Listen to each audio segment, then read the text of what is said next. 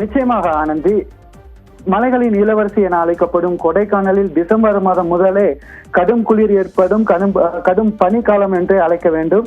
இந்த நிலையில் கொடைக்கானலில் கடந்த வாரங்களில் சில இடங்களில் மட்டும் உறைபனி காணப்பட்டது. தற்போது நேற்று 0°C தொட்ட கொடைக்கானல் கீழ்பூமி ஜிம்கானல் பகுதிகளில் தற்போது 2வது நாளாக உறைபனி காணப்படுகிறது. இந்த நிலையில் தொடர்ந்து செய்திகள் மற்றும் சமூக வலைதளங்களில் இது போன்ற காட்சிகள், உறைபனியின் காட்சிகள் வைரலாகி வரக்கூடிய நிலையில் தற்போது அப்பகுதிகளில் அதிகமான சுற்றுலா பயணிகள் அதிகாலையில் கடும் குளிரை பொருட்படுத்தாமல் அப்பகுதியில் உறைபனியுடன் அதனை தொட்டு பார்ப்பதும் அதனுடன் அதை கையில் எடுத்து ரசிப்பதுமாக சுற்றுலா பயணிகள் தற்போது அப்பகுதியில் அதிகமாக காணப்படுகின்றனர். மேலும் கொடைக்கானலில் உள்ள நீர்பிடிப்பு பகுதிகளில், அதாவது நகர்ப்பகுதிகளில் அதிகமாக 5°C 7°C வரை குளிர்ந்த நிலை காணப்படுகிறது.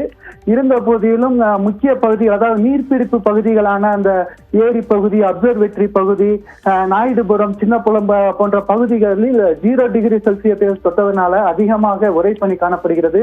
இதனை உள்ளூர்வாசிகள் மட்டுமல்லாமல் வெளியூரில் இருந்து வரக்கூடிய சுற்றுலா பயணிகளும் புகைப்படம், செல்ஃபி எடுத்து மகிழ்ந்து வருகின்றனர். ஆனந்தி.